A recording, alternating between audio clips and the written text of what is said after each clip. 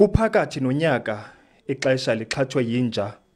Isebe lezemfundo lisemanxada-nxada lihambisa amatanki kwizikolo ezisemaphandleni. Iphondo kuye kwanyanzeleka licele ukukhe lithi xha phambi kokuvula izikolo. The decision was obviously informed by the need to make sure that schools were ready to open given the arrival of the coronavirus pandemic in our schools, in our country. So what has happened is we had an emergency water program and an emergency sanitation program. The emergency sanitation program has delivered mobile chemical toilets to all schools in the Eastern Cape, as far as reports indicate as late as this morning. And so none of those schools failed to open because of sanitation reasons.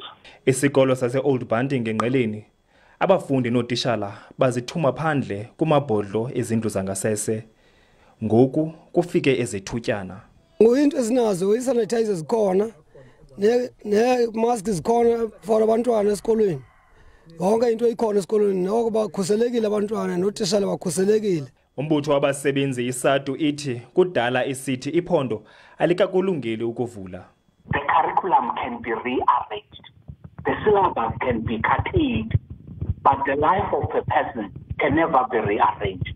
As the president himself made that call a long time ago, that let's prevent the spread and save the lives of the people. Isebe lithi likwinqanaba lokugqibela ukuhambisa amanzi liwasa ezikolweni. Athule Joka kwindaba ze-SABC ndiseMpuma Koloni.